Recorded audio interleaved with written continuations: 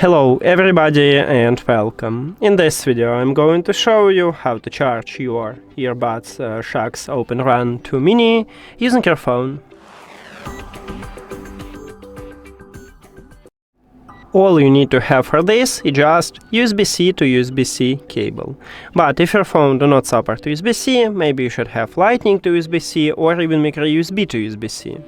Now connect USB-C cable to your phone. And then at the right headphone, we have right here this plug. You need to open it.